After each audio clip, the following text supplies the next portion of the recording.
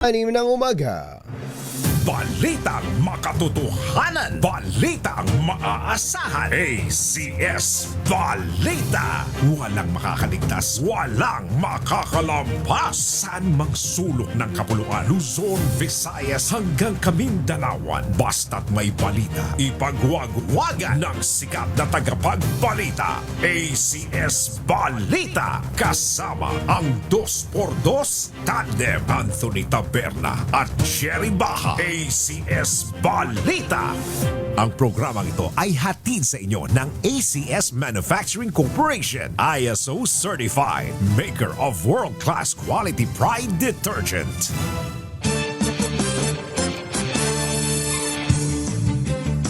Araw ngayon ng Wednesday, November 5, 2025. Sa ulo ng ating ACS Balita. Year-end bonus, cash gift sa government workers, ibibigay na ngayong buwan. Dalawang Pinay pasok sa Forbes Asia's Power Business Women 2025 list. Pangulong Marcos dumistansya sa ikinakasang investigasyon ng Kamara sa Dolomite Beach sa Manila Bay. Rebulto ni Dr. Jose Rizal sa Paris nawawala. Ha? MMDA target alisin ang nuisance project ng DPWH sa Metro Manila para iwas baha. At chopper ng Philippine Air Force na nasa relief mission bumagsak sa Agusan Nako. del Sur. 6 na sakay patay. Magandang umaga, Luzon, Visayas at Mindanao. Good morning, Philippines. Hello, world. Kami po ang inyong mga tagapagbalita. Sa ngalan ni Jerry Baha, ako po, Tina Nolasco. Ito po naman si Anthony Taberna. At ito ang... ACS Balita. ACS Good News. Unahin natin ang good news. Maagang pang year-end. Handog ng pamahalaan para sa mga kawani ng gobyerno. Sana all. Sana all. Ayon kay Palace Press Officer Claire Castro, matatanggap ng mga empleyado ng pamahalaan ang kanilang year-end bonus at may dagdag pang 5,000 pisong cash gift sa unang payroll period ngayong buwan ng Nobyembre. Aabot sa 63.69 billion ang inilaan ng DBM, Department of Budget and Management, para sa year-end bonus ng mga civilian at uniformed personnel, habang 9.24 billion naman para sa cash gift ng halos 2 milyong empleyado ng gobyerno. Sinabi ni Castro na bahagi ito ng pagkilala ng Administrasyong Marcos sa pagsisikap at determinasyon ng mga kawani ng pamahalaan. Sa ilalim ng administrasyon ni Pangulong Ferdinand R. Marcos Jr., maagang maipamimigay ng Department of Budget and Management o DBM ngayong buwan ang year-end bonus at 5,000 pesos cash gift sa mga kawani ng gobyerno. Ang naturang hakbang ng DBM sa pangunguna ni Secretary Amena Pangandaman ay pagpapakita ng Marcos administration sa pagpapahalaga sa mga lingkod bayan at sa kanilang kabayanihan para sa bayan. Ang nag-beautiful eyes Aba. na si Undersecretary Claire. Claire Castro. Kita mo naman. Ate mo, Claire. Parang pumapayat si Auntie Claire, ano? Ate mo yung kanyang face, oh. Pero napansin ko hair niya talaga, maganda yung hair see, niya. tinan mo na. Magandang morning, Yusek Claire Castro. Samantala, ito, 2 Pinay naman ang namayagpag sa Forbes Asia's Power Business Women List 2025. Pasok sa naturang listahan sina Maybel Aragon Gobio ng Robinson Land Corporation at Mariana Sobel de Ayala ng Ayala Land Incorporated. Si Gobio ang kauna-unahang babae at non-family member na namuno sa property arm ng Gokong Way Group. Samantala, si Sobel naman ang managing director ng Ayala Corporation at ikawalong henerasyong namuno sa Ayala Land. Sina Seboel at Gobio ay kabilang sa 18 makapangyarihang kababaihan sa buong Asya na binigyang pagkilala dahil sa malaking papel nito sa inobasyon at paglago ng negosyo at economic landscape ng rehiyon. Alas 6:09 na ng umaga. Naimbaga bigat kada kayo amin na po, agring kayon, gising na. Hindi daw po manghihimasok ang Pangulong Bongbong Marcos sa ikinakasang investigasyon ng Kamara kaugnay ng kontrobersyal na Manila Bay Dolomite Beach. Ayon kay Palace Press Officer Claire Castro, may separation of powers ang executive at legislative branch ng pamahalaan. Nangangahulugan niya na hindi haharangin ng Pangulo ang anumang hakbang sa anumang pag-iimbestigang gagawin ng komite ni Congressman Terry Ridon sa Dolomite Beach na isang artificial beach project ng Administrasyong Duterte. Naniniwala naman ang opisyal na makatutulong ito para matukoy kung may kaugnayan ang naturang proyekto sa mga nararanasang pagbaha sa Metro Manila o kung mayroong irregularidad sa implementasyon nito. Kinumpirma ng Department of Foreign Affairs na nawawala ang bus ni Dr. Jose Rizal sa Paris, France. Sa pahayag na inilabas ng DFA, sinabi nitong nawala ang pambansang bayani ng Pilipinas sa pagitan ng October 25 at 26. Bagaman hindi pa natukoy ang motibo sa likod nito, ipinaliwanag ng DFA na ang mga public monument ay karaniwang sentro ng vandalism, destruction o pagsira at maging pagnanakaw. Git ng DFA, iniulat na ito sa mga lokal na otoridad sa Paris at mahigpit ding minomonitor ng kagawaran ang ginagawang investigasyon kaugnay nito. No, ganun, parang nananakaw din. laging papunteriya yan ng mga magnanakaw, ganun. Magdaling oo, kumbaga kadalasan na nangyayari yun. Yung mga public monument, kung hindi daw binavandal o may vandalism, sinisira o kaya naman ay ninanakaw. Maraming maluloko dyan sa Paris kaya ayoko muna umuwi dyan Andun ba si Combachero? Ayoko muna umuwi, pambira. Hindi ba alam niyo sa Paris France, napakaraming mga dorobo diyan, yung mga yung mga pickpocket, mga magnanakaw at ang magagandang kasuotan nagpapanggap na disente, kumbaga. Mga disente saka alam nila kung paano, lalo na yung mga turista, lalo pag nagpunta ka doon, wag kang lilingon-lingon na gano'n para kang bagong-bago doon. Para kang naliligaw. Probinsyano. Oo. Ay, nako, pag malingat ka lang. Kaya merong mga nag-a-announce lagi sa mga bus, sa tren, na mag-ingat mo sa mga pickpocket dyan. Maraming pickpocket po. Habang nakikinig ka, nadukutan ka na. Ay, nako. Pero ang Patiba naman in fairness to, no? naman sa mga Pranses, marami sa mga pickpockets dyan, mga dayo. Hindi talaga galing taga dyan. Kung saan sa ibang mga lugar, hindi sa Europa, kundi pati sa Africa, sa mga ibang African countries. Kaya meron nga silang ginawa dyan inoferan yung mga magnanakaw ng 10,000 euros. Umuwi na kayo, wag na kayo dito. Ayun, umuwi nga. Tapos babalik, may kasama pa. Namimigay pala ng 10,000 euros doon.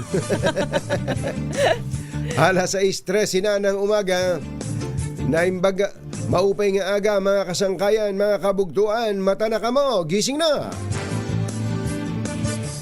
Sa iba pang balita, target po ng Metro Manila Council na tibagin na ang mga proyekto ng DPWH na nuisance o sagaba lamang sa mga daluyan ng tubig. Sa pulong kasama ng NCR Mayor sa Pasig, inamin ni DPWH Secretary Vince Dizon na may mga istruktura ang DPWH na sa halip na makatulong ay nagpalala pa sa problema. Inatasan ng kalihim ang mga lokal na pamahalaan na magsumite ng listahan ng mga proyektong sa tingin nila ay abala lamang.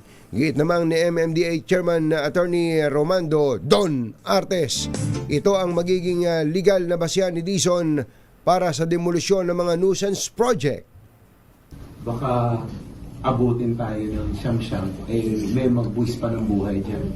So pag ganito pong nuisance, allowed po yan sa batas na tanggalin. As to liability, COA obligations, it can follow po dahil mas importante po yung buhay at ari-arian ng mga tao. So the process would be LGUs writing to DPWH, Thomas? Asking for the demolition po nitong mga nuisance na projects po. Yan po si MMDA Chairman Don Artes. Alam mo, maganda tong naisip nila na to. Pero kung inyo pong maalala, nung pong mga nakaraang buwan pa, ay meron tayong liham. May liham tayong ipinadala. Official na liham to, kantina, ha, sa Pangulong Bongbong Marcos. At ang ating sinasabi ay i-recover ng gobyerno ang mga waterways. Hindi lang sa Metro Manila, kung saan-saan pa. Kasi marami pong mga waterways ang hindi lang po tinirahan ng mga informal settlers. Ha? Yes, Baka iniisip correct. nyo mga informal settlers lang ang Sinisisi. ang may kasalanan yan. Bagamat maraming informal settlers, sila nagtatapon ng basura, doon sila nakatira sa tabi ng o kaya sa mismong ibabaw ng creek. Pero maniwala kayo, marami pong mga negosyante, Pabrika?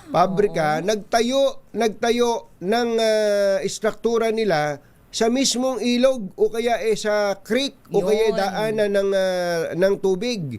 At hindi lang yon, pati po yung easement na nakalagay sa batas na at least 3 meters po ang easement, kinumbabawa nila. At naniniwala ba kayo na may mga barangay hall?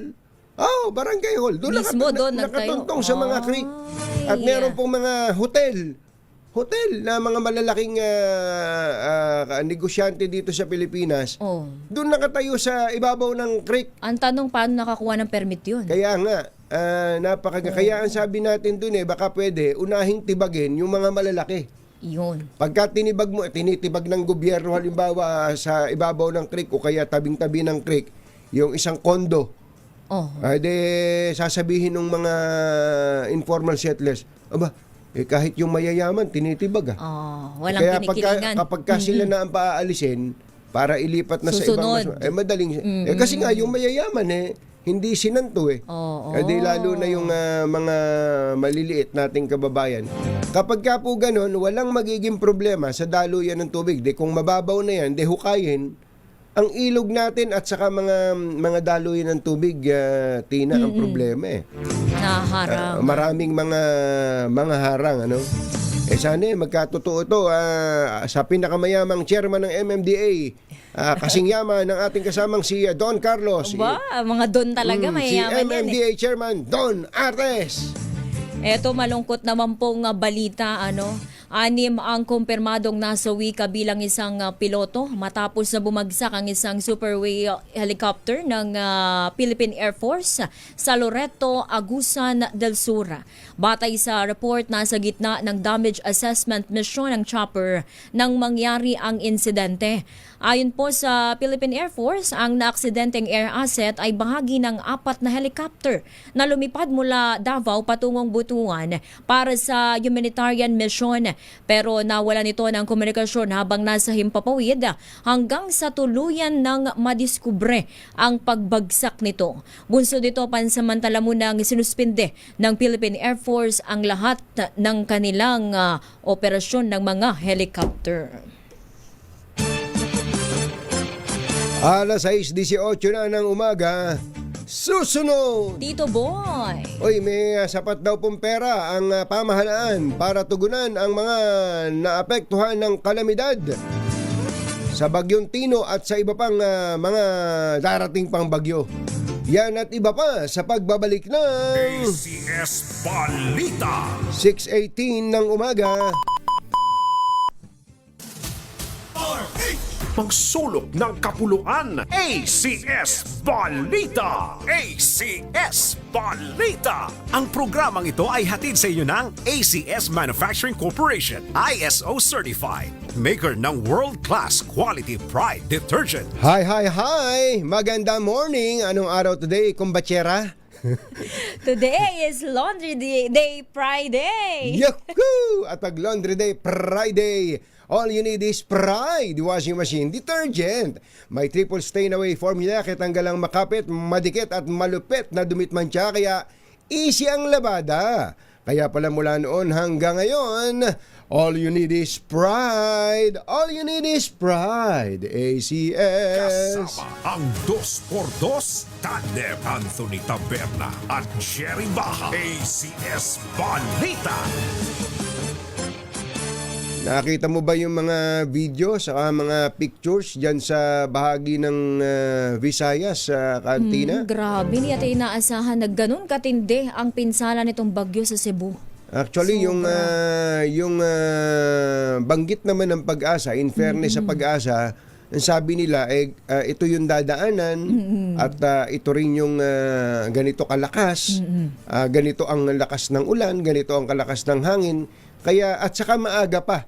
Oo, Ay sinasabi na ina-announce ng na. Pag-asa yan. Kaya yung pong may mga LGU na matindi yung paghahanda na ginawa. Sabi nga nung in-interview nyo kanina, di ba? Yung mayor ng isang bayan sa Southern Leyte, pinuwersa nila Na na lumikas. lumikas ang kanilang mga kababayan, kaya wala silang casualty doon, ano? Pero dito sa Cebu City, Grabe talaga. Oh. kalunsuran mismo, nakita nyo po yung parang nagbalik sa aking alaala yung Ondoy. Oo. Saka yung Yolanda. Ano? Ang tindi nung nangyari na to. Gaano kaya kalakas yung ulan na yan? At dami ng tubig At na dami ibinuhos. yes. Kausapin nga natin ang Pag-asa. Nasa linya po natin si Charmaine Varilla ng Pag-asa DOST. Charmaine, magandang morning. Si Katunying at saka si Katina. Magandang morning, Yes, Mr. magandang morning po, Katunying at Ma'am Tina. At narito po ang ulat sa lagi ng panahon. Si Bagyong Tino nga, kaninang alas 4 ng madaling araw ay huling namataan dito na sa may coastal waters ng Linapacan, Palawan. May taglay na lakas ng hangin na umaabot ng 120 kilometers per hour malapit sa sentro at mga pagbugso pa na umaabot hanggang 165 kilometers per hour. Patuloy nga itong kumikilos ngayon, pakanluran, hilagang kanluran sa bilis na 15 kilometers per hour. At nakikita nga natin yung pagkilos nito ay bahagyang bumagal at yung lakas nga ng mga hangin nito ay maabot 300 kilometers mula sa sentro nito. At sa nakikita nga natin, maaari na itong makalampas sa Palawan at makarating sa may West Philippine Sea. 300? mamayang Tama hapon. ba? 300 kilometers yung malapit sa sentro? Yes po, kumbaga ito yung radius po niya. 300. Okay. Hindi lakas, hindi yun yung lakas. Hindi po. Akala, Bale, muntik yung- na akong himatayin eh. Akala ko 300 kilometers per hour yung lakas, Charmaine. So yung radius, ano? Yes po, opo. Opo. Go ahead po. Tapos, yung nakikita po natin nga ay maaari na rin siya makalabas ng ating Philippine Area of Responsibility.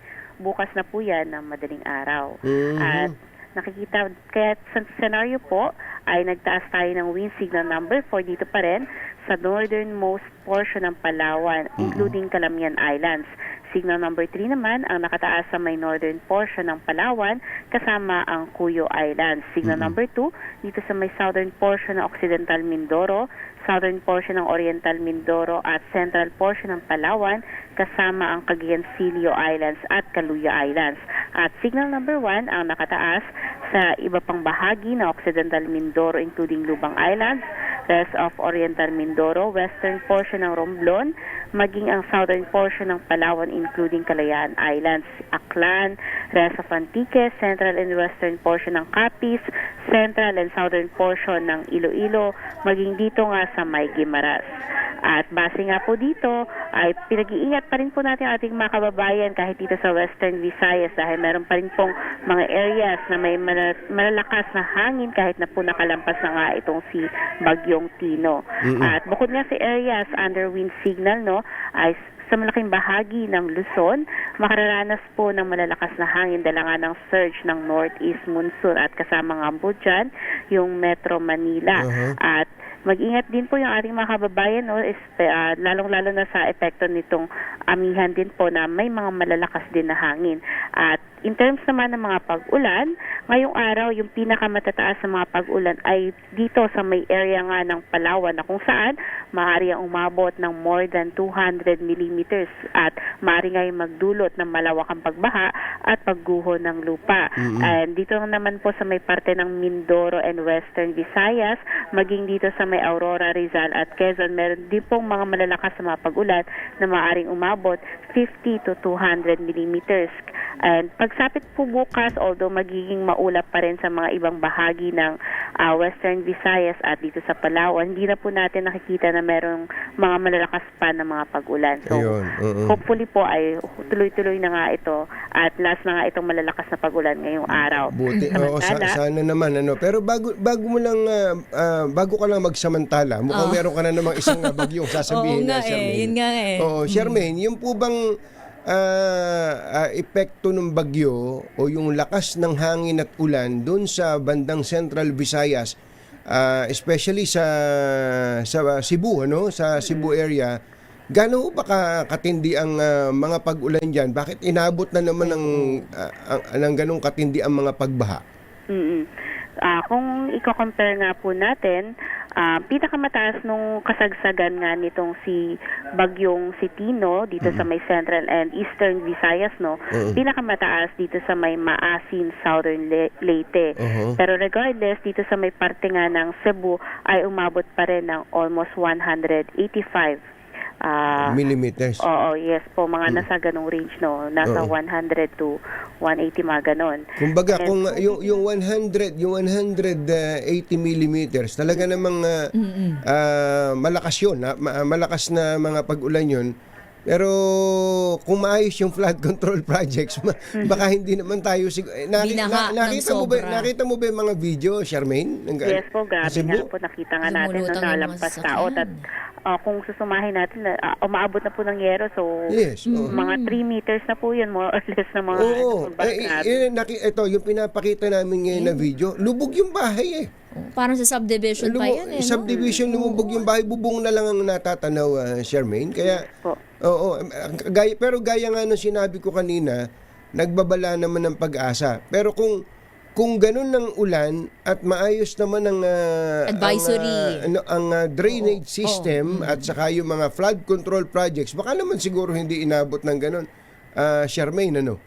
Yes po, posible po. So, ito po yung mga areas po na kailangan din po natin ng improvement kasi yung naging pagulan po dun sa Cebu ay above normal. So, nakita nga po natin kahapon na for this month, ang normal na rainfall dito sa may Mactan ay umaabot ng 131 millimeters. Oo. So, itong binuhos lang sa loob ng 24 oras nung kasagsagan nga ni Tino dito sa area ay umabot nga na, as mentioned, ng 185, mga ganun pong kadami. So, susumahin natin yung almost isang buwan lang na pag-ulan ay kinuha lang ng within 24 hours. Yun, narinig po Naipon. ninyo, mga mayong buntag po, kaninyong tanan. Yung pong ulan na pang isang buwan, Naipon, kumbaga isang busan. ay isang 24 o isang araw lang ibinagsak doon sa Cebu. Kaya talagang matindi Sobra. yung naging epekto. Okay, may sinasabi kayong samantala kinakabahan ako eh. May bagyo na naman ba, Charmaine? Yes po, no? Yung isa ay medyo nakakabahala nga din po yung kasunod nitong si Tino. Naku. Kasi kung titingnan natin sa mga updates nitong pag-asa, ay maaari pa siyang umabot ng super typhoon. Naku po. And sa ngayon, ang estimated location niya as of 3 a.m. ay nasa 1,830 kilometers silangan ng Southern Mindanao, and may wind speed pa naman to sa ngayon na 55 kph at gustiness na 70 kph, at yung movement nga nito ay south-southeastward at 20 kilometers per hour. Although sa ngayon ay southeastward ang movement nito, nakikita natin na magno-northwestward to sa mga susunod nga na araw, no?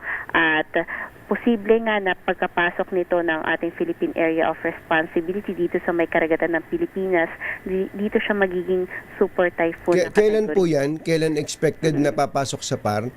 So, ang expected pa rin naman po na pagpasok nito sa PAR ay by Friday ng gabi or madaling araw ng Maulang Saturday. weekend. So ito ay sa bandang Mindanao, pero kung hindi magbabago mga direksyon nito, malawak din ito at sabi mo nga lakas ng super typhoon. Super typhoon. Sa ngayon po, ang wind speed, ang radius niya rather, ay umaabot ng 300 kilometers, pero we're not ruling out na since marami pang changes at development dito ay mas lumawak pa nga yung sakop nito. So ito palang weekend natin na to ay matindi rin. In all probability, pati dito sa Luzon ay maapektuhan yan, ano, Charmaine? Yes po. So sa ngayon nandito pa siya sa part ng Mindanao, pero mas tataas po yung movement niya, and ang projected nga yung mga pinapakita ngayon ay nasa northern to central Luzon na, no? So, aabangan po natin kung ano pa yung mga pangyayari or mga pagbabago dito sa mga susunod na araw. Anong pangalan nitong bagyo na to pag pumasok na? Papangalanan po natin itong Uwan. So, ito yung magiging ikalawang bagyo na this November po. Hindi pala Diskaya. May nag-message sa akin, bagyong Diskaya daw eh. Hindi pala. Letter D? Letter D po yun. Malayo-layo na po. Oo, pambihira. So, ang butikin laro mo. Ito naman kasi yung nag-message sa akin. Okay, Charmaine, maraming salamat po sa update. At uulitin ko lang, yung po nangyari sa Mindanao, Cebu, Western, Central, Eastern Visayas, ay ipinagpauna ng pag-asa na darating. Kaya inabisuhan tayo noon pa. Alam ko nga eh. Kaya I'm sure alam din ng ating mga kababayan. Kaya yung mga maagang naghanda, walang casualty. Pero alam mo, Charmaine, may balita na mahigit 50 na Nakalulong ang iniulat na nasawi dahil Yes sa nga bagyo. po, yun yung nakakalungkot, no? Oo. Kasi minsan kahit anong preparation natin kapag may mga ganitong natural events ay nakakalungkot po, ay meron pa rin po tayo talagang mga nagiging casualties or mga damages sa houses natin. Charmaine, maraming salamat sa inyo at sa mga tagapag-asa. Mabuhay po kayo. Yes po, maraming salamat po. Si Charmaine Barilla ng DOST Pag-asa. Sige, tawagin mo na nga ito. Oo, ito daw. Hingi nga tayo ng update. Ilan na ba ang bilang ng mga nasawi dito sa epekto ng Bagyong Tino? Ang detaling niya nihatid ni Arch 52, Edniel Parosa. Edniel. Malungkot na balita, Ate Tina at Katunying, dahil umakyat pa nga sa 52 itong bilang ng mga napapaulat na namatay dahil sa gupit ng Bagyong Tino. Batay sa huling report ng National Disaster Risk Reduction and Management Council na inilabas lamang ngayong alas 6 ng umaga, 13 pang iba ang patuloy na hinahanap o missing pa rin ang status. Pare-parehong galing sa Region 7 o Central Visayas. Pero alam nyo, hindi pa kasama dito sa 52 binabanggit natin, yung nahugot o na-recover kagabi lamang na labi nung 6 na sakay ng Super Huey helicopter o yung military chopper na nag-crash dyan sa may Agusan del Sur habang nagsasagawa ng rapid damage assessment kaugnay pa rin ng Bagyong Tino. Kung magbabatayan itong dami ng casualties, sinabi ng Office of Civil Defense sa pangunguna o sa pamamagitan ng kanilang spokesperson, Johnny Castillo, itong hardest hit o pinaka-sinalampan itong typhoon. Pero tuluyan lamang itong makikita oras na makaalis na nga yung ngayon, kagaya nung binanggit ng Pag-asa, banta pa rin sa may Northern Palawan area. Samantala, 203,595 na pamilya, katumpas ng 706,549 na individual, ang tinatayang naapektuhan na nga nitong kalamidad sa Mimaropa, Bicol, Western Visayas, Negros Island Region, Central Visayas, Eastern Visayas at Caraga. Sa nasabing bilang, halos 100 at 2,000 pamilya ang naratili ngayon sa mga evacuation center. Update mula sa NDRMC. Ito si Edniel Parosa, nag-uulat para sa DZRH. Una sa Pilipinas, una sa Pilipino. Maraming salamat sa iyo, Edniel Parosa, RH52. Naghatid sa kabuuan ng ating ACS Balita. Ito po si Anthony Taberna. At ito naman po si Tina Nolasco. Kasama ang 2x2 Tandem Anthony Taberna Thank you. at Jerry Baha. ACS Balita. 6:36 ng umaga. Ibuot na isyu ng bayan. 2x2. Humahataw na mga balita at impormasyon. 2x2. Ating damhin, ating lasapin ang hagupit na 2x2.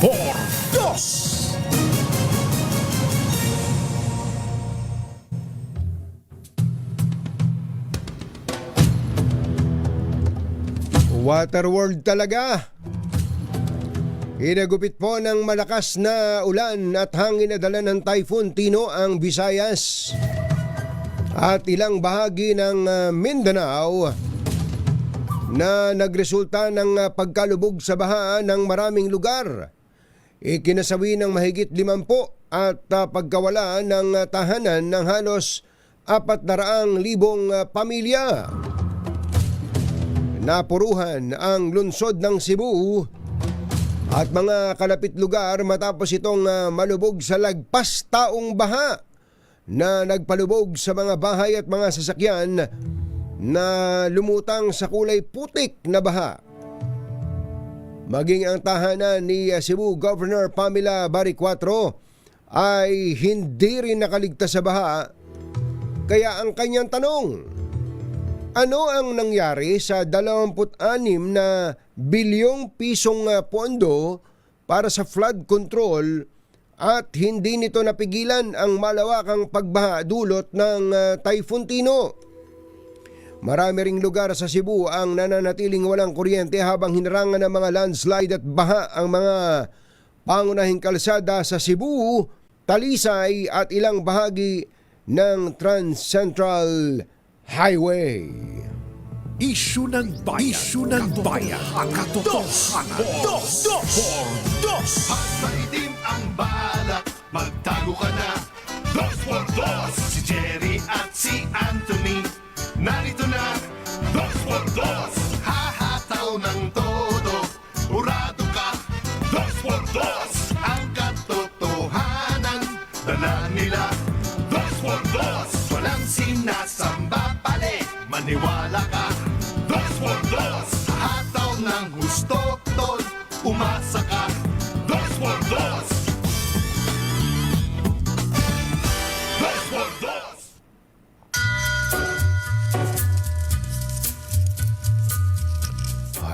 Hi. Magandang morning.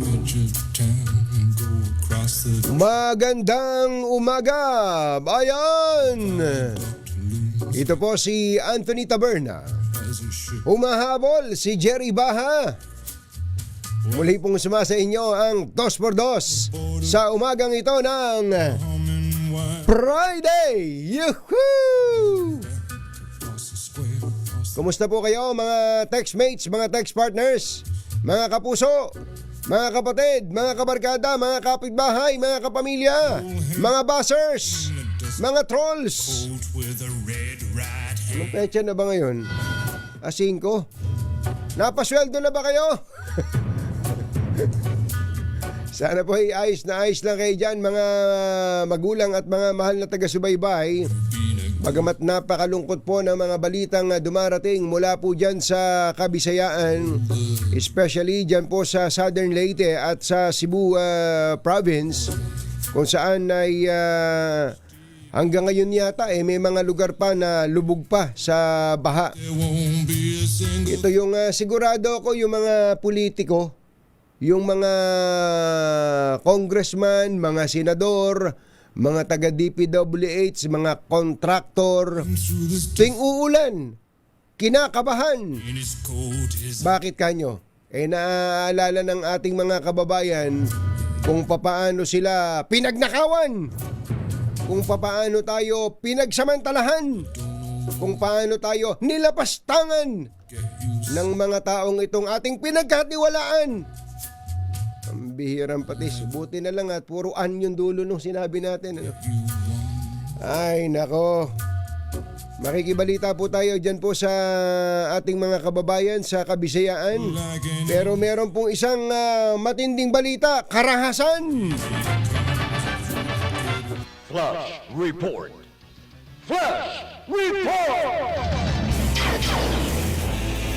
Meron daw pong isang tauhan ng Philippine Coast Guard patay sa pamamaril. Saan yan? RH29 Boy Gonzales, come in boy!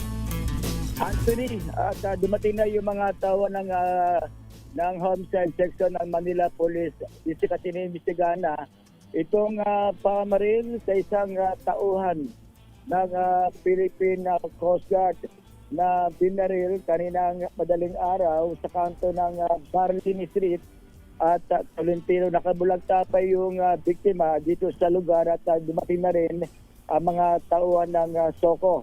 Ayon kay Police Lieutenant Colonel Arwin Nacional, ang hepe ng Barbosa Police Station, nangyari at nagkaroon umano ng unang pag-aaway bago binaril ng hindi pa nakilalang suspect ng umano'y nasa kalibre 45 baril ang ginamit at Sa kasaluyan, ang inaalam ang pangalan nitong tauhan ng Philippine Coast Guard na binaril kaninang madaling araw. Ito si Boy Gonzales para sa Disares, una sa Pilipinas, una sa Pilipino. Flash Report. Flash Report! Ang agang karahasan nito.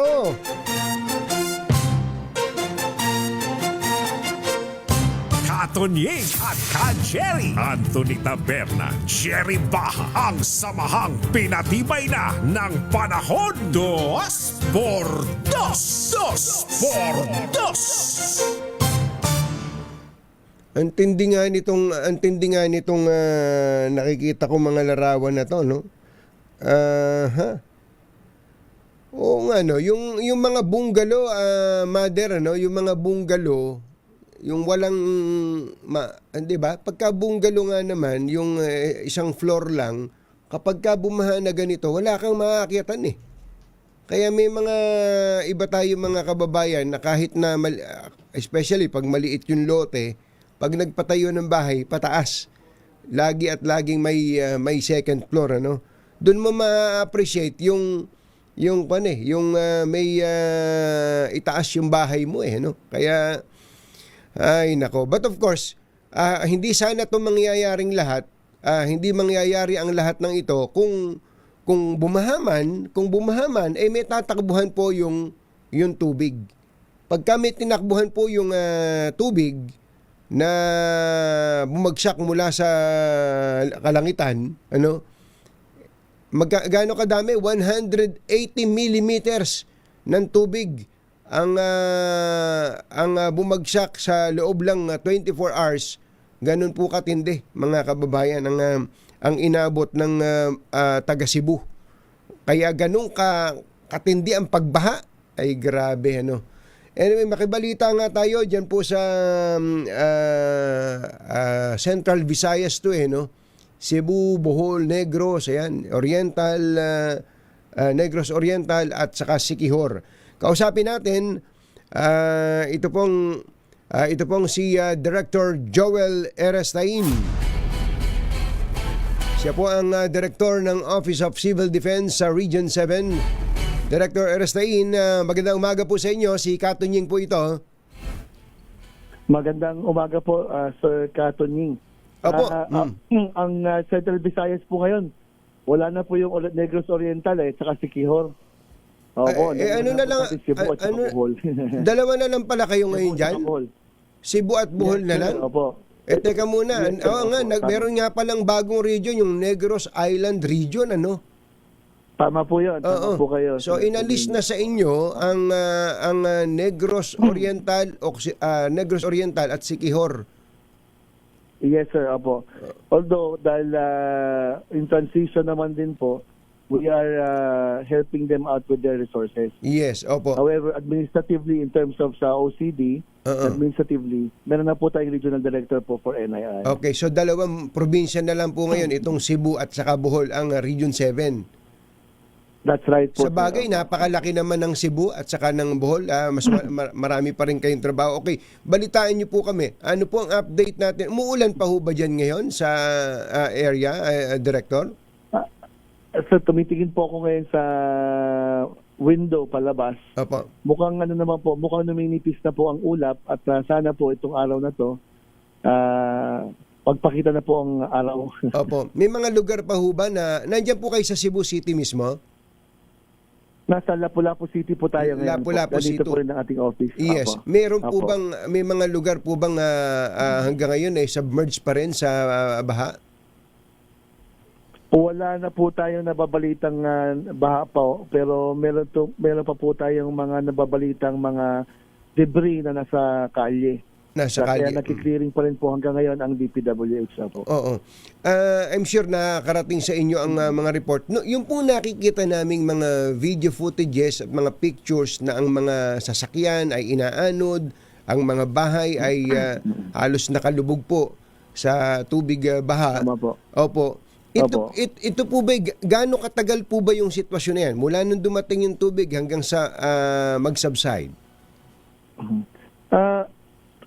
Hindi naman po matagal masyado bago mag-subside.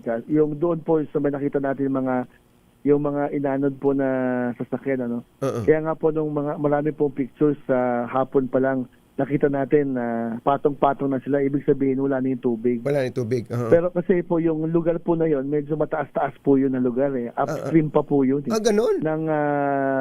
Upstream pa po yun ng Butuanon River. Tama po. Kaya hindi rin po nila inaasahan na babahain sila ng ganun. May mga balita nga po na simula ng mga 2 dekada, pasado na po sila nakatira doon. Never sila naka-experience po ng ganyan. Sa lugar po na yun. So first time po nangyari ito sa kanila? Tama po yun. Kaya medyo talaga sila. At saka kung makikita po ninyo yung mga bahay, medyo maayos yung bahay. Opo. Tama po kayo. Subdivision po ito na maganda eh. That's right. Opo. Tama po kayo. Yun nga, hindi nila akalain na aabot na. Kaya nga rin po hindi sila kasama doon sa preventively evacuated kasi they never had any experience like that. Kaya nga mga sabi natin low-lying rivers, low-lying residences, sa tabing dagat at saka sa mga rivers na downstream na. Yun po ito upstream. Upstream pa po yan. Anong particular na area po ito sa Cebu, Director? Sa Bakayan, Cebu City. Bakayan, Cebu City. Mataas yung lugar pero inabot ng baha. Medyo, na ang reason being ay ano po? Yung nabanggit niyo po kanina, umabot po ng 180 plus yung millimeters, 180 plus millimeters po na tinapon po na tubig po dito ng bagyo. We have also to consider yung itinapon po na tubig doon sa kabundukan. Mas maraming tubig. Po, yes, opo. Dahil po doon, alam niyo po, meron po silang mga may mga halimbawa po sila na pag kunyari 20 millimeters, something like that. Na parang isa siyang kasing laki po ng kasing dami ng Olympic size na swimming pool. Yes.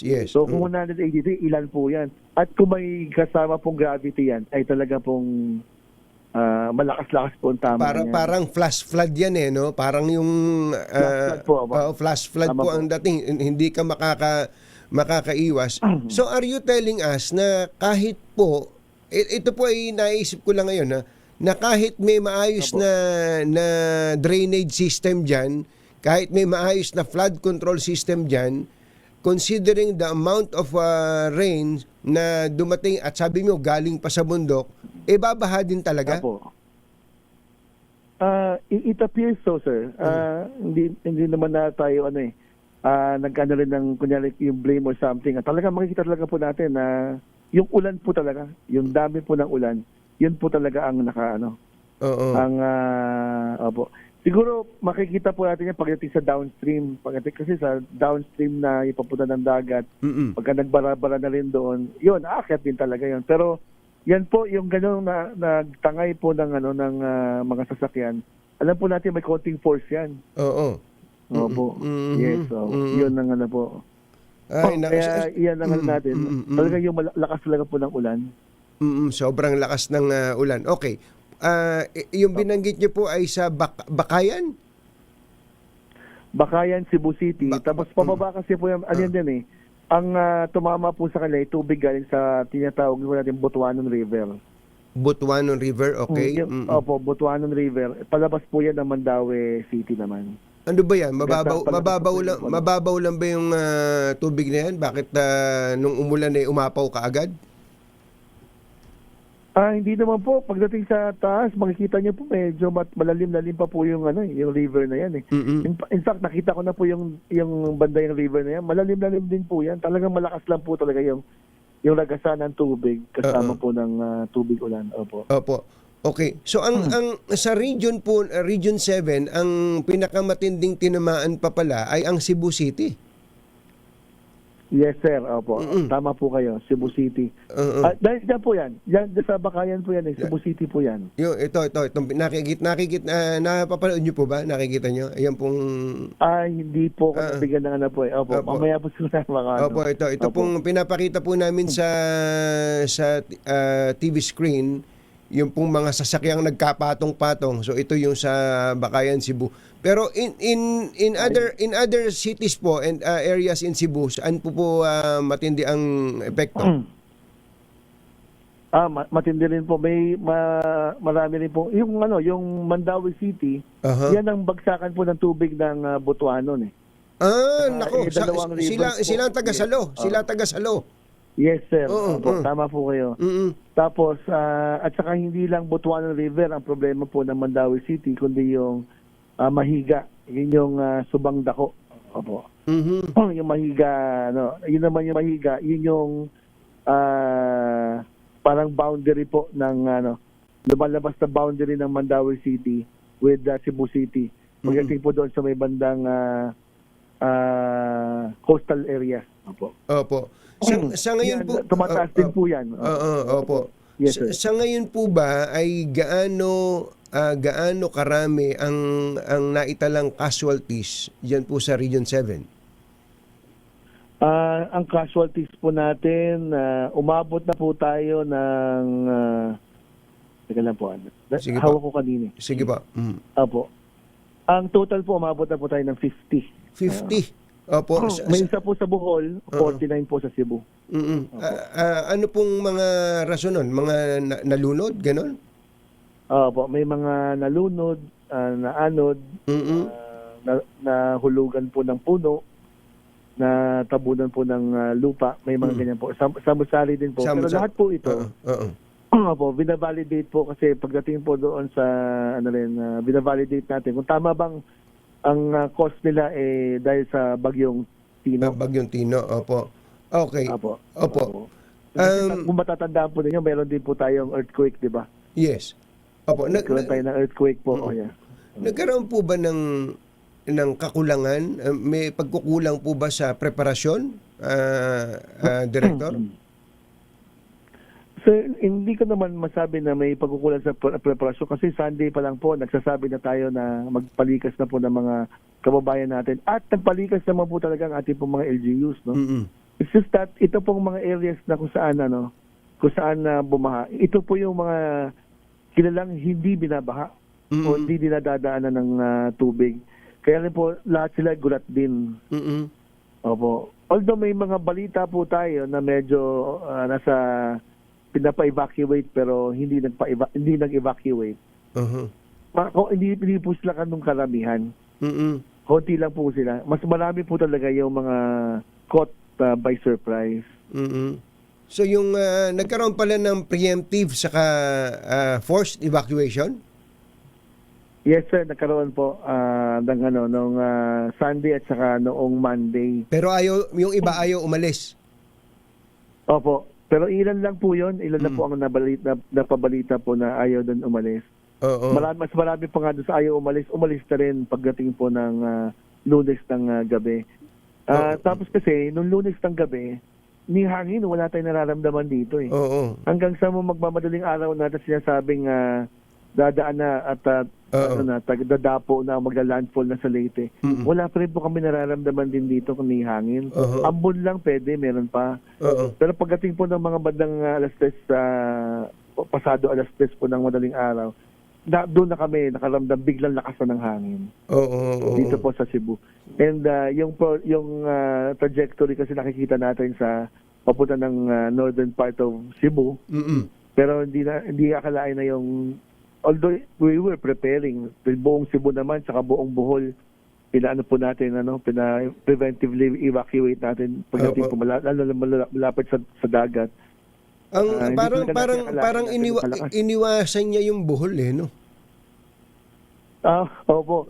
In fact, yung Bohol pa nga naunang nag-signal number 4. Yeah. Kaya nga may mga kababayan tayo. Ito si Ate Nilda Season, ka-Ed Season, nagme-message, nagpapasalamat sila dahil sila yung may mataas na typhoon signal, sila yung hindi natamaan. Hindi naman nila gusto pero nagpapasalamat sila na May mga Tama nasa po, pero evacuation. preemptive kasi yung mga sorry. Go ahead po. Go ahead po.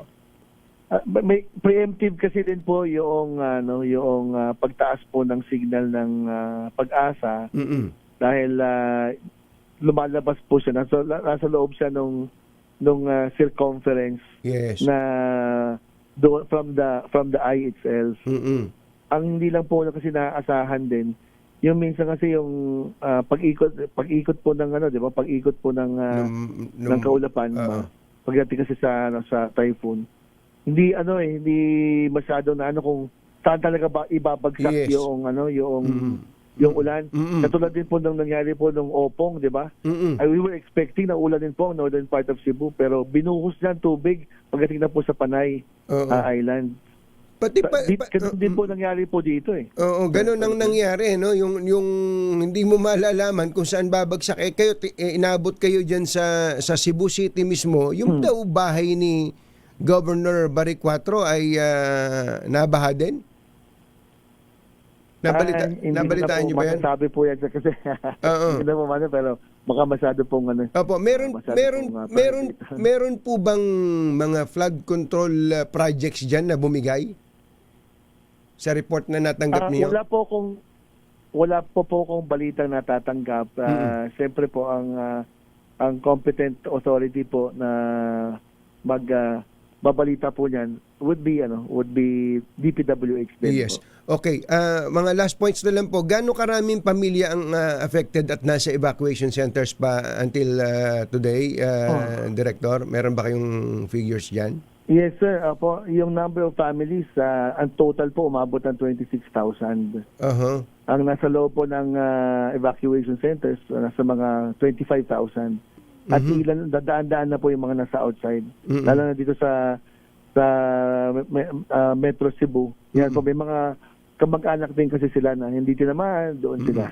Ayun, oo. Yun yung 1,000, no? Yung 1,000 families. Yes, tama po yan. Opo. Opo. Tapos yung po namang mga supplies natin diyan, bastante po ba? Sapat pa ho ba? Yes, sir. Ang maganda po kasi dahil alam natin na yung trajectory ng bagyo, nag-preposition na po ang ating gobyerno po ng mga makakain. Opo. So, nailapit na po ng DSWD, nagpadala nga po tayo ng nagpadala po ng pagkain po o food packs. Ang DSWD, nagtawid po ang DSWD ng food packs last weekend. At nung nag-inspect pa po tayo ng mga pwedeng bahain actually sa northern part of Cebu noong sa Saturday. Kasi in-expect natin doon tatama di tapos po ba? Sila ang nalibre sa bagyo. Tama po. Which is thankfully din kasi tinamaan na sila ng lindol. Pauwi na po kami, mga bandang hapon hanggang late evening. Nakakita po ng mga ilang trucks po na DSWD trucks. Nag-preposition na po din doon ng makakain. So maganda po kasi din dito sa Cebu. Nandito rin po yung kanilang repacking Yes, opo. So wala pong magugutom sa ating mga evacuees diyan, okay po tayo. Ang kailangan na lang diyan para doon sa rehabilitation and reconstruction ng kanilang mga bahay. Director, salamat po sa inyo. Pag may mga kailangan kaming update, tatawagan namin po kayo. Ano po? Thank you. Sige po. Feel free po. Magandang umaga po. Salamat. Magandang umaga po. Si Director Joel Erstain ng OCD Region 7. Ayan, yung mga estudyante dyan na sumasagot sa geography classes po ninyo, ang Region 7 ay 2 probinsya na lang ngayon. Cebu sa Bohol.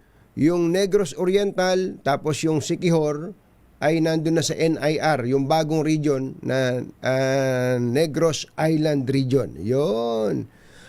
Sa mga kababayan po natin sa Barangay 95 Velasquez Street, Tondo, Maynila, may namimigay po ng pera dyan. Lakasan nyo na po ang inyong mga radyo at umiikot-ikot po dyan si Sherwin Alfaro at baka tinatanong nyo, ano ba word of the day ngayon? Ready na ba kayong tandaan ang ating word of the day para manalo ka ng Deezer H Mini Component? Eto na! Sigurado ba kayo dito sa word of the day na to? Eto daw po ang words of the day, It's Friday! Yuhuu! Babalik po kami ni Paring Ray.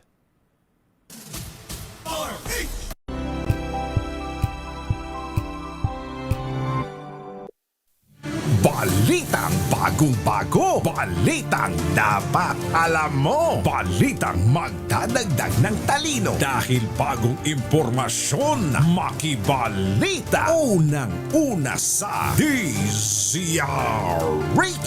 Pangunahing balita. Kasama ang 2x2 tandem nina Anthony Taberna at Jerry Baha. Araw po ngayon ng Miyerkules, 5 ng Nobyembre 2025. Sa ulo ng ating mga pangunahing balita. Death toll sa Bagyong Tino umakyat na sa 52. Pinangangambahang tumaas pa ayon sa NDRRMC. Bagyong Tino muling naglandfall sa ika-6 na pagkakataon sa Linapakan, Palawan. Ombudsman may nakitang money trail na nag-uugnay kay Senator Chi sa maanumalyang Ghost Flood Control Projects. Target kasuhan ang mga sangkot sa susunod na linggo. Dating DPWH Secretary Bonoan, 2 iba pa pina-iimbestigahan ng ICI kaugnay sa Plaridel Ghost Flood Project. Very important witness haharap sa susunod na pagdinig ng Blue Ribbon Committee.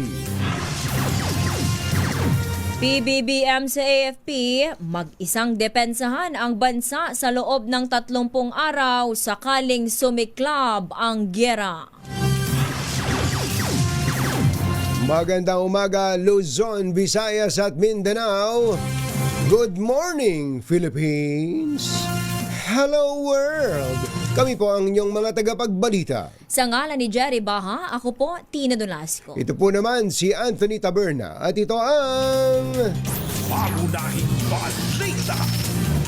Mga nangunguna at mga bagong balita sa DZRH. Pangunahing balita. Hey, hey, hey! It's the time of the year para mamigay ng malakasang pamasko! Dahil eto na ang DZRH Pasko Panalo Malakas Promo! Bago lang tayo magbalita, mamigay muna tayo ng kwarta. May nanalo na, Katina. Ayan na, may nanalo na dyan sa Velasquez Tondo, Maynila, R6. Go, go, go! Yes, Katina at Katonying, ang tambalang TNT, ang sumasabog na tambalan tuwing umaga. Ito, meron tayong kasamang Reyna. Yan, Reyna ng Palabok. Yan, dahil, Ay naman. Sarap. Yan ang kanyang pahinda tuwing umaga. Habang siya'y nakikinig sa DZRH, yung kanyang radyo. Ayan, no? Ayun, luman-luma na. Sticker. Naka-DZRH to. Naka-DZRH sticker pa ang kanyang radyo. Pangalan niyo pa, Mami? Esther Fronda. Esther Fronda. Esther Fronda. Parang bold star. Dati ba kayo artista? Hindi naman po, minsan lang. Yung Mukhang pangalan, artista lang. yung pangalan, Sherwin. Hindi po, extra lang. Sabi ko na. May extra? Mamaya, aamin na yan. Mamaya. Hindi na. In the film? Ginagampanan yung papel sa pelikula. Kontrabida! Sample? Pwede ba sample ka na pangalinahan ng kontrabida mo? Ang kontrabida. Ano kailangan mo dito, ha? Ano? Ano? Hindi! Kaya pala eh. Di lang nakakilay ngayon si nanay, pero kung nakakilay yan, damang-damang. Kaya pala, wala pa bumibili naman. Bawal mangutang eh. Bawal mangutang. Magkano ba yung isang balot ng ano ba yan? Malabon? Magkano daw balot ng tulong panindan? Mura lang, 25 lang po. 25. Kayo po ba nagluto niyan, Nanay Esther? Ako po, at saka kakanin, mga kakanin. May kakanin. Aba. Pag nagluluto si nanay, parang tinatarayan yung pansit malabon. Anong oras kayo nagluluto? Mga ano po, 5:30, nandito na po sa labas. Oh, hindi. Pero anong oras kayo nag-uumpisa magluto niyan? Ay, alas 7 lang po. Hindi. Anong Anong oras oras nyo po? niluluto, yung tinitinda nyo? Isang tanong na lang, uuwi na ako. Oh. Alas 5. Mabilis magluto Oo, si nanay. 30, No? alas 5? Alas 5 lang. Tapos 5:30 5:30, nandiyan na sa labas. Ayos. Ayos. Oras pa lang yun, ha? 30 minutes lang. Magkano ho bang, magkano ho ba? Ang word of the day. Alam Alam mo ba ang word of the day ngayon? It's Friday! Yoo-hoo! Woohoo! Yoo-hoo! Bigyan mo na ng radyo. Dahil nakuha nyo ang ating Teaser Ace word of the day. Ito meron ka Teaser Ace mini component. Yan. At syempre meron pa kasama yung Teaser Ace t-shirt at Teaser Ace Noche Buena basket para sa inyo. Ano masasabi nyo po? Maraming salamat po sa DCRH, kay Katunyeng at dito po sa mga staff. Salamat po! Thank you, Nanay Esther. Congrats! At syempre meron kang 1,000 pesos. Yan ang para sa... Thank you po! Thank you, DCRH! Thank you! Para may naalala ako kay nanay. Dahil nandito tayo sa Tondo. Kaano-ano nyo po yung santo ninyo nagsasalita? Sino po? Sino nagsasalita? Ano po, yung ano namin dito, yung sinasamba namin. Para may sapi, no? O, para... Yung boses ko para may sapi. Ang tinis. Yung 1,000 pesos. Lagi tumutok sa Teaser Ace. Okay na susunod natin yung sa Teaser Ace. Pasko Panalo from Aris number 6. Tuloy Bataw para Teaser Ace. Una sa Pilipinas. Una sa Pilipino. Maraming salamat sa iyo, Sherwin, at kay Nanay Esther Fronda at sa iba pa nating mga kababayan na lagi pong nakatutok sa DCRH. Thank you po sa inyo. Ang DCRH ay hindi lang number 1 sa Mega Manila, kundi maging sa Metro Manila survey ng Kantar Media. Congratulations, DCRH! At salamat po sa ating mga tagapakinig. Ang DCRH at Titina ay number 1. Dapat ang DCRH ay number 1. Ganon. Jerry Pa at Anthony Taberna sa 2x2 sa DCRH. Balitang bagong Ay, sorry. Nasabi lang kita kanina. balita. Alas 7:19 na po ng umaga. Tuloy tayo sa mga balita. Sumampa na sa 52 ang bilang ng mga napaulat na nasawi dahil sa hagupit ng bagyong Tino. Sa huling ulat ng NDRRMC kaninang alas 6 na umaga, hindi pa kasama sa naturang bilang ang 6 na crew ng nalulan na bumagsak na Super Huey helicopter sa Agusan del Sur. 13 naman mula Central Visayas ang patuloy pang hinahanap ng mga otoridad. Sa kabuuan, tinatayang higit 203 pamilya o katumbas na higit 700,000 individual ang naapektuhan ng bagyong Tino sa Mimaropa, Bicol, Western Visayas, Negros Island Region, Central Visayas, Eastern Visayas at Caraga Region. Humirit pa ng isang landfall ang Typhoon Tino habang papunta sa West Philippine Sea. Ayon sa Pag-asa, muling tumama sa kalupaan ang bagyong Tino dakong alas 4:10 ng madaling araw sa Batas Island, Linapacan, Palawan. Ito na ang pang-anim na landfall ng bagyo mula nang manalasa ito sa bansa kahapon. Batay sa record ng Pag-asa, una itong tumama sa Silago, Southern Leyte, sunod sa Borbon, Cebu, pangatlo sa Sagay, Negros Occidental, pang-apat sa Guimaras at pang-5 sa Iloilo City sa Iloilo. Bagamat naka-6 na landfall si Tino, nananatili pa rin ang bagyong Tino sa typhoon category. Nananatili sa signal number 4 ang northernmost portion ng Palawan, kabilang ang El Nido, Taytay, Araceli, Calamian at Cuyo Island. Inatasan ng Pangulong Bongbong Marcos ang lahat ng ahensya ng pamahalaan na agad tugunan ang pangangailangan ng mga residenteng sinalanta ng bagyong Tino. Ayon kay Palace Press Officer Claire Castro, tinututukan ng gobyerno ang mabilis na pagresponde sa higit 300,000 apektadong individual mula sa mga dinaanan ng bagyo. Iniyak din ng opisyal na may sapat na supply ng family food packs at non-food items na ipamamahagi para sa mga evacuee. Kit ni Castro, magtutungo ang mga miyembro ng gabinete sa mga lalawigang pinakanaapektuhan ng bagyo para personal na alamin ang kanilang kalagayan. Tutungo rin ang ilang miyembro ng gabinete sa mga pinakaapektadong probinsya upang personal na alamin ang kalagayan at tiyaking na ibabalik agad ang mga pangunahing serbisyo. Tinitiyak ng pamahalaan ang patuloy na pagkilos upang mapabilis ang pagbangon ng ating mga kababayan. Manatiling alerto at makinig sa abiso ng inyong mga lokal na opisyal. Si Palace Press Officer Claire Castro. Nalubog sa baha ang maraming lugar sa Cebu City at probinsya ng Cebu matapos ang pananalasa ng Bagyong Tino. Kabilang sa mga matinding naapektuhan sa syudad ang Barangay Bakayan kung saan lagpas tao ang tubig sa Villa del Rio 1 alas 5 pa lang ng umaga kahapon. Ilang sasakyan din ang lumutang sa kulay putik na baha. Bukod sa Cebu City, ilang larawan din sa social media ang kumalat na nagpakita ng paglubog sa tubig maging ng hometown ni Governor Pamela Baricuatro sa pinagmungahan. Samantala, maging ang mga residente sa Davao City, Liloan, Consolacion, Mandaue City at Talisay City sa Cebu ay natrap din sa mga pagbaha. Target ni Ombudsman Boying Remulla na makasuhan na sa Sandigan Bayan ang mga sangkot sa flood control scam pagdating ng November 11. Ginawa ni Remulla ang pahayag kasabay ng paghain ng Independent Commission for Infrastructure ng panibagong rekomendasyon para kasuhan si dating DPWH Secretary Manny Bunoan at iba pang opisyal na umunay nasa likod ng anomalya. Ayon kay Remulla, nagsimula ng makatanggap ng counter-affidavit mula sa mga respondents ang kanilang case investigators. Kumpiyansa naman ng Ombudsman na mas marami pa ang maisasampang reklamo sa kanilang opisina sa susunod na taon. Let's say we receive the counter affidavits within this week.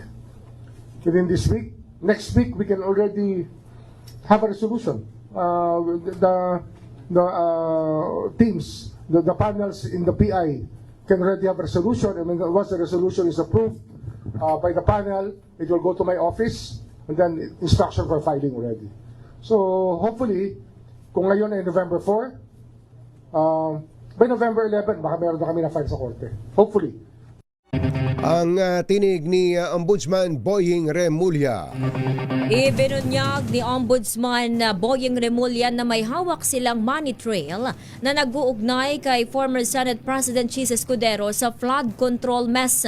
Ginawa ni Remulla ang pahayag kasabay ng kumpirmasyon na nagpapatuloy ang kanilang investigasyon sa umano'y pagkakasangkot ni Senator Escudero sa naturang anomalya. Ayon kay Remulla, bagaman mayroon na silang money trail na nagtuturo kay Escudero, ay patuloy pa rin ang pangangalap nila ng ebidensya.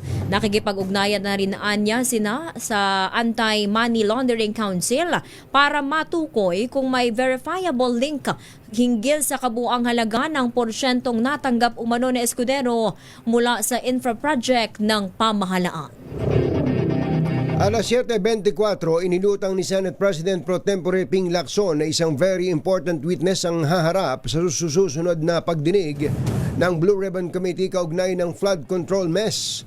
Bagamat hindi pinangalanan, sinabi ni Lacson na mahalaga ang magiging testimonya nito na anya'y kukumpleto sa chain of evidence na kakailanganin sa pagsasampa ng kasong kriminal laban sa mga sangkot.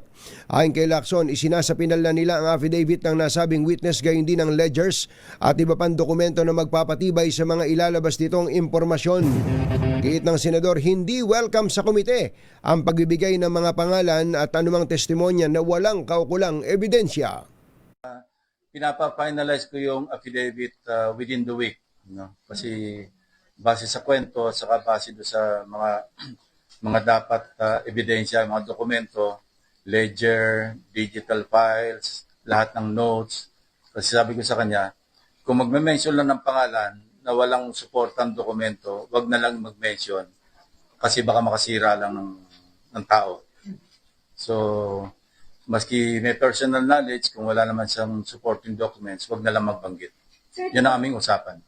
Siya po ba ang tinig ni Senate President Pro Tempore Ping Lacson. Hiniling ng Independent Commission for Infrastructure o ICI sa tanggapan ng Ombudsman na imbestigahan sina dating DPWH Secretary Manuel Bunuan at mga dating Undersecretary nito na sina Roberto Bernardo, Maria Catalina Cabral. Kaugnay ito sa posibleng paglabag nila sa Code of Conduct and Ethical Standards for Public Officials na may kaugnayan sa halos 70 million pesos na ghost project sa Plaridel, Bulacan. Tinukoy ni ICI Chairperson Andres Reyes Jr. ang proyekto, ang River Bank Protection Structure sa Barangay Bagong Silang, Plaridel, na unang sinabi ng COA na fully paid na ngunit non-existent naman.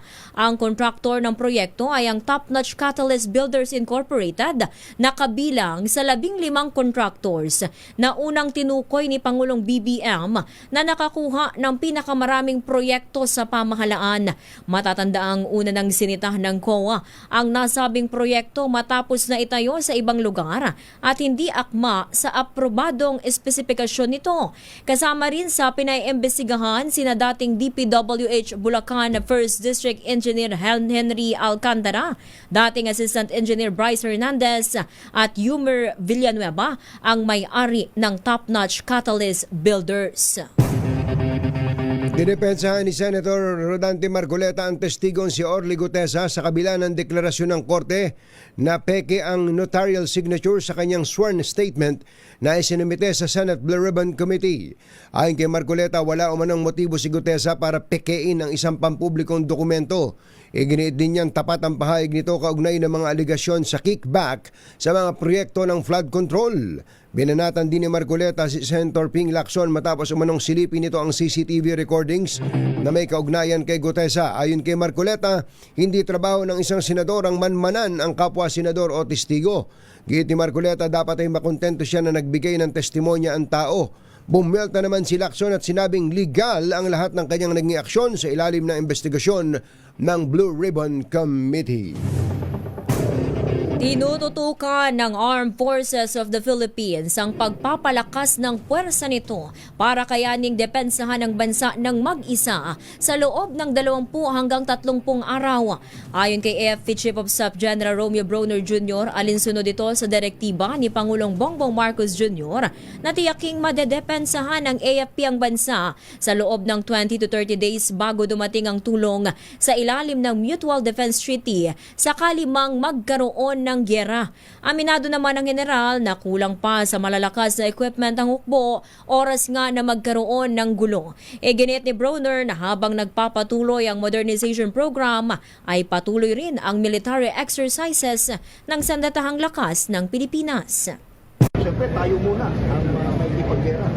And then but we are expecting also reinforcements or help from our allies. Ang utos ng ating Pangulo, si President Ferdinand Marcos Jr., is that we should be able to fight and preserve our forces for at least 20 days. Si AFP Chief of Staff General Romeo Bronner Jr.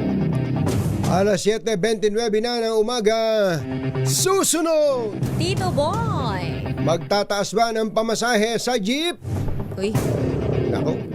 Yan at iba pa sa pagbabalik ng Pangunahing balita.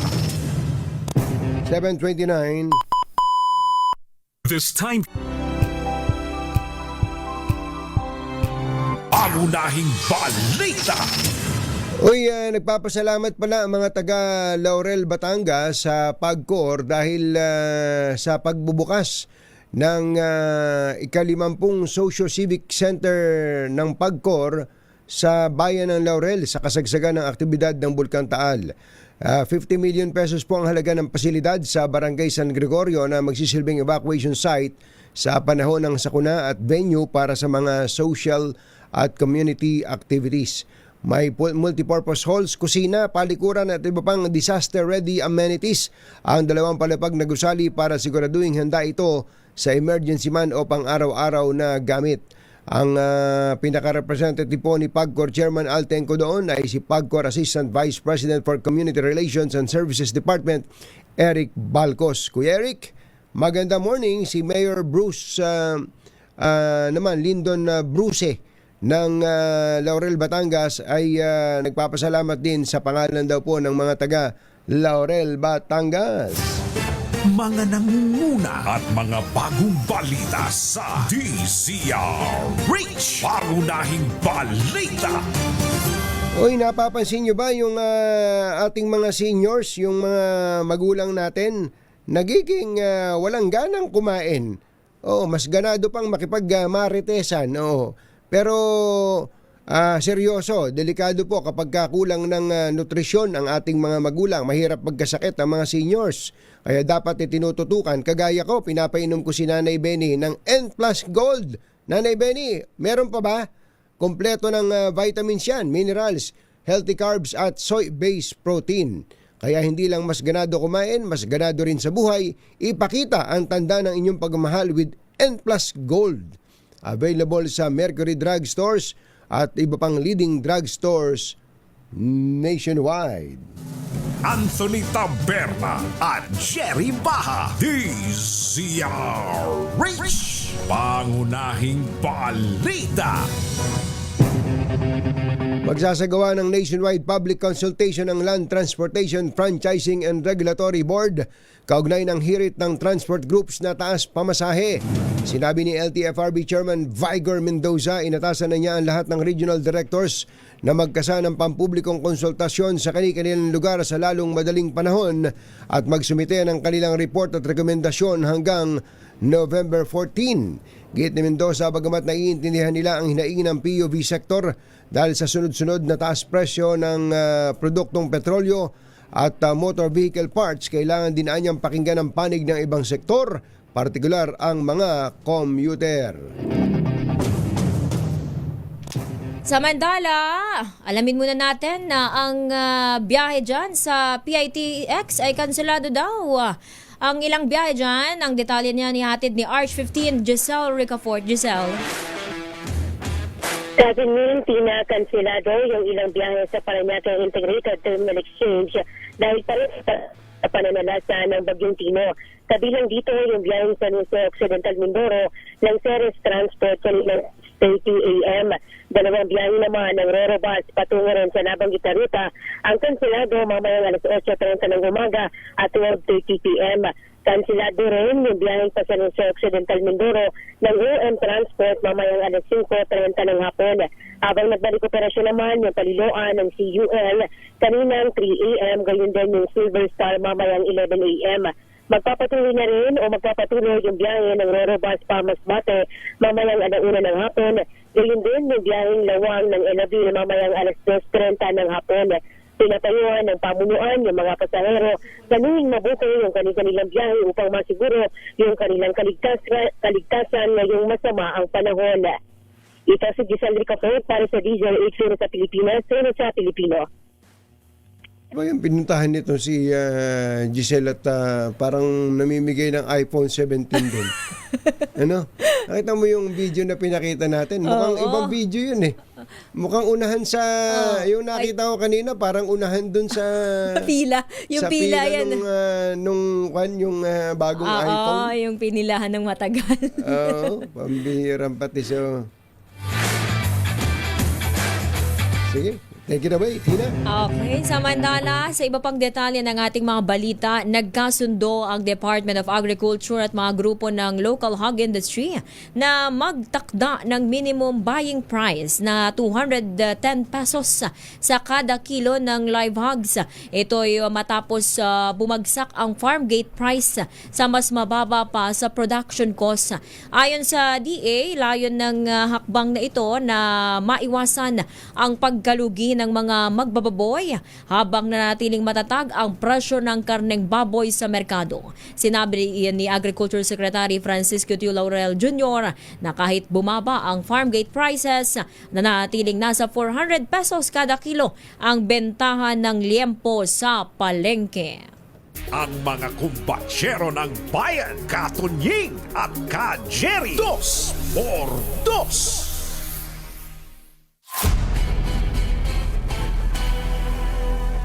Kasabi natin si Defense Secretary Gilbert Teodoro. Secretary Gibo, magandang morning. Si Katunying po ito, minus Jerry. Magandang umaga po, Katunying, at sa lahat po ng nakikinig. Sana naman po nasa ligtas po kayo sa kapahamakan. Ngunit marami po talaga tayong kapatid na nasa lanta. Oo nga po, lalo po dyan sa Kabisayaan. Ano po bang report sa inyo dyan? Meron po ba tayo mga rescue operations pang kailangan gawin? Kahapon pa lang, inumpisahan na yan dahil bago pa man dumating po ang bagyo, Katunying, umuulan na, nagre-rescue na po. Kaya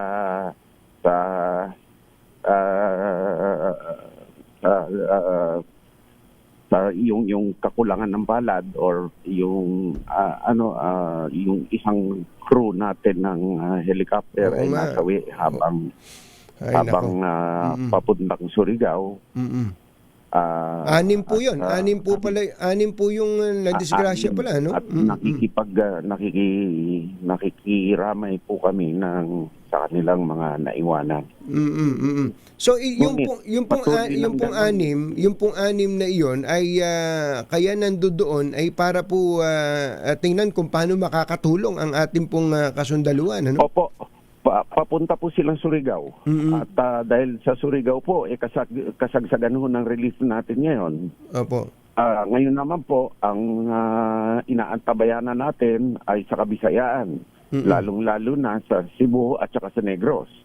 Tapos sa Panay Island, iniintay natin ang mga abiso. Tapos pati po sa Samar, yung G1 ay marami pong danyos, no? Pero ang talaga pong naapektuhan ang mga kapatid natin na natamaan po ng baha kahit na po sa Cebu City.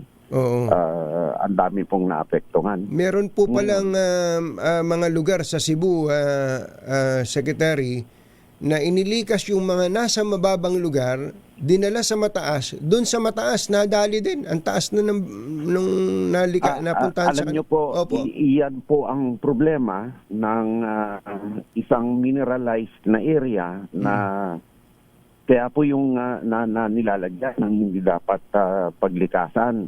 Kaya nga po itong Ligtas Pinoy Act, pinag-aaralan natin mabuti kung paano ito mapatupad upang sa ganon, ang mga relief centers, hindi po pwede bayan-bayan yan. Kailangan po, kung saan po talagang tunay na ligtas ang ating mga kababayan, doon ilagay. Okay. Sa ngayon po, ano po ang instruction ninyo sa armed forces in so far as relief and rescue operations are concerned? Ito po ay tinatawag na ARDANA period, Rapid Disaster and Needs Assessments. No? Upang sa ganon, ang immediate rescue and relief, ang pagsasagip po ng mga tao sa buhay, automatic na po nangyayari yan sa lahat ng AFP, Coast Guard, Kapulisan, Bureau of Fire Protection. Automatic po yan. Ngunit, para po sa organisado at systematic na pagdadala ng relief goods alinsabay ng DSWD, DOH at iba't iba pong mga ahensya, tayo ay nagda-damage and needs assessment. Para sa ganon, ang pagbibigay at pagtutulak ng mga kinakailangan ng mga goods and tents, water, gamot, sanitation ay sistematiko dahil marami pong lugar ang nasasalanta. At inuulit ko na ang mga private foundations, naglabas po ako ng memorandum nung araw. Ang mga private foundations na gusto tumulong sa DSWD na po makipag-ugnayan. Dahil lahat ng gamit ng gobyerno ay naka-organize yung logistics para sa DSWD upang maayos po ang pagbibigay. Ngayon, kung meron pong gustong tumulong, gamitin na lang po ang sariling mga sasakyang pandagat at mga sasakyan upang mag-distribute. Hindi naman po natin paparahin at i-encourage pa nga po natin. At magkakaroon din po, ngayon pa lang nakikita ko na ng traffic management dahil kailangan po umabot ang ating relief goods sa ating mga tao at lalong-lalo na ngayon na ang kalye na iba ay baha. Magkaka-traffic po yan. Awa ng Diyos po, meron po tayong mga 25 na Black Hawk helicopters na in po ngayon at iba't ibang mga sasakyan na panghimpapawid. Nagagamit po ba yan? Nagagamit ngayon sa panahon na to ng kalamidad? Yun lang po ang pwedeng gamitin sa ibang mga lugar. Tapos, nakahanda po ang ating mga kaalyado na tumulong. Sa katunayan, nandito ang chairman ng Joint Chiefs of Staff ng Armed Forces ng Estados Unidos at kausap ko ang Defense Minister ng Japan noong isang araw at pinagtibay nila ang kanilang paghahanda upang tumulong sa kahit anumang pangangailangan natin. So dito po sa Typhoon Tino na to, nandiyan na po ang tulong. Meron nang ginagawa ang ating pamahalaan pero andiyan pa ang US at Japan na umaayuda sa atin? Nakaantabay po sila kung mangangailangan. Nakaantabay po sila dahil may darating po na isa na potentially na maging super typhoon. Oo nga pala, may isa pa, no? Oo, kaya ang bintana natin na sumaklolo sa tao ay mabilisan dapat ito at malamang ang planning namin hanggang Sabado. So ngayon hanggang, kahapon pa hanggang sa Sabado, tapos yung bagyo kasi, yung bagyong Uwan ay by weekend nga daw po darating. Oo. Pero kailangan po alalahanin ng ating mga kababayan natin na at aming pinag-iigting, ang reporting po, hindi po porke nandyan ang mata ng bagyo, dun lang sila tatamaan. Ang bagyo po malawak yan at umpisa po ng malayo pa ang bagyo, mag-uulan na yan. At kahit na wala na po ang bagyo, umuulan pa rin. Correct. Kaya aming pinag-uusapan sa NDREAMS, sa OCD, kung papaano mas maintindihan ng tao at mas paghandaan ng tao ang maaaring mangyari sa kanila. Opo. Ngayon nga po, nakakalungkot na umabot pa ng mahigit 50 na ang death toll natin dito po sa bagyo, Secretary. Opo, at ang displaced po at apektado ay 707,000 ho sa bilang po natin ngayon at lalaki pa ho ito. Oo. Ay, grabe, no? Pupunta ho ba kayo sa mga typhoon-stricken areas, Secretary? Ano ba ang instruction ng Pangulo? Opo.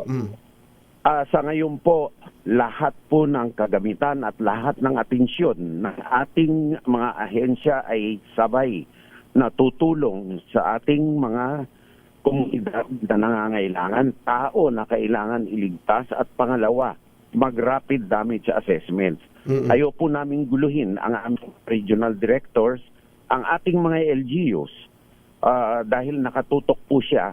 At may ibang mga lugar na nasa salanta pa rin, mataas pa rin ang tubig. Opo. So, ayaw po namin guluhin sila at ang window, ang bintana natin upang mag-prepare para sa Juan, ay yung susunod. Hindi ko pa ho nakuha ang pangalan. Yung sa susunod na bagyo na darating itong weekend, Uwan. ay limitado. Limitado. Opo. Ay, hindi na tayo napahinga, Secretary. Sunod-sunod yan. Yung pong Kabisayaan. Tinext mo nga ako kanina na alas 5 ng umaga. Opo. Hindi pa ako tuloy-tuloy ang ating mga reports. No? Opo. Pero ang presidente po ba ay pupunta rin doon ngayong...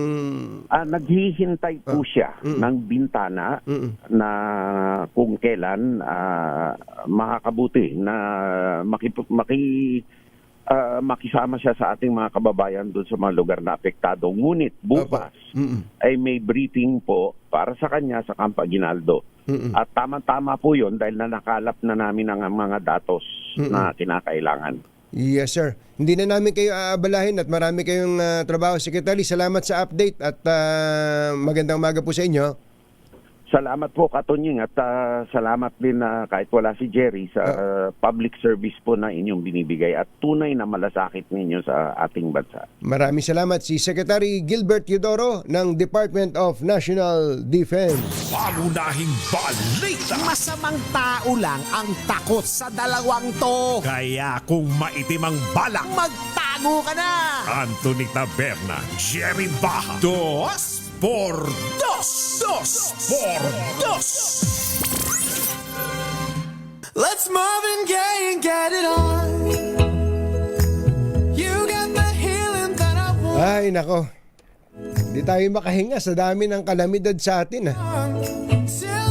Merong kalamidad na katulad ng bagyo, lindol, parang pakonti-konti lang. Yung bang mahihinga ka lang ng konti, susunod balita. Katulad ngayon, nandito pa po sa Pilipinas itong si Tino. Bukas pa daw po exit yan sa West Philippine Sea. Pero by Friday, darating yung bagyong si Uwan. Ay, nako. Tingnan nyo. Dahil sa Mindanao po, nanggigilid na eh. Pero papataas po yan at malamang po ay abutin ang Luzon. Kaya kailangan po nating maghanda dito po sa Luzon. Andito pa si Amihan. Kaya asahan po ang mga pag-ulan dito po sa Metro Manila at pati na rin po sa mga karatig na mga lugar. Ay nako, Kuya RJ, kumusta ba kayo? Baka Kuya RJ Panaligan, baka gusto nyong magpalit na ng sasakyan. Niyayanig ngayon ng Cherry Auto Philippines ang 7-seater hybrid SUV market sa paglabas ng all-new Tigo REV Luxury Edition. Starting at just 1,528,000, 1.528 million pesos. Ang hatid po ng all-new Cherry Tigo REV Luxury Edition ang high-tech na features. Pogi, ayan, kita nyo naman, poging-pogi ang itsura at syempre sulit na sulit sa halaga. Ito po yung tunay na game changer sa segment na ito. Kuya Engineer JC Anchieta, meron tong 1.5 liter turbo engine at ipinagmamalaking Cherry Super Hybrid System. Meron ding 1,400 km na combined EV at hybrid range. Kaya kahit mag-road trip pa Bicol, kayang-kaya. RD Ronald Chan, maganda morning. Baka gusto niyo nang mag-upgrade, subukan ng Cherry Tigo REV LE. At baka gusto niyo na rin magpalit ng bubong ng bahay. Habang hindi pa dumarating ang bagyo sa Central at Northern Luzon. Kuya RV, buti na lang may bubong na maasahan. Gawa sa state-of-the-art technology, may aluminum na, may pintura pa. Now available na rin sa pre-painted tiles pan. Para sa eleganteng bubong na matibay na, makulay pa, mag-Cherry Loom pre-painted ka na! Oy, binabati natin ang ating mga kaibigan dyan sa DBP. Kuya Romy Karandang, maganda morning. At mga taga New Jersey, USA, si Kuyang Ferdinand Marcos. Kuyang Ferdinand Marcos ng Floridel Lodge number 302 Grand Lodge of New Jersey. At pakibati din daw ang kanyang napakagandang misis, si ating Paz Gracia Marcos. Isang napakahusay na nurse sa Horizon Blue Cross Blue Shield New Jersey at laging nakikinig sa 2x2 dyan sa New Jersey, USA. Magandang morning din kay Kuyang Ulysses Kaina at nandyan sa Newark Liberty International Airport. Ikaw ngayon, Kuyang RV Victorino. Mag-ingat po kayo. Kumusta na ba itong si Kuyang Chito Paz? At saka itong si Kuyang Aris Ramos. Kuya Aris Ramos, magandang morning. Magandang morning din kay RD Dennis Ayag at kay RD Dong Tolentino. Na laging nakatutok sa atin dito sa 2x2. Alam namin na hindi pa tapos ang usapin dito sa flood control projects. At aasahan natin kaselulagmay yung sinabi nitong si Ombudsman Boying Remulla na by next week ay meron na silang sasampahan ng kaso sa Ombudsman, sa Sandigan Bayan pala, sa husgado. At sabi naman ni Secretary Vince Dizon, marami daw pong magpapasko sa kulungan. Ay nako. Ang tanong, baka naman mga dagandingding lang yan, baka naman kung sino-sino lang yan ang kakasuhan, baka naman hindi maging happy ang ating mga kababayan, baka naman merong pagtatakpan. Nako, wag naman po sana. Naibigay na po natin ang mahaba-habang panahon sa mga kinauukulan mula po nung sabihin ng Pangulong Bongbong Marcos ang mga salitang mahiya naman kayo. Sana naman po. Mahaba-haba yun na. July pa yun na. August, September, October. Mag-aapat na buwan na to. Mag-aapat na buwan. Ang kailangan namin, may poposasan. Bye! Happy weekend! Woohoo! Damdaming bayan! Susunod na! So let it rock, let it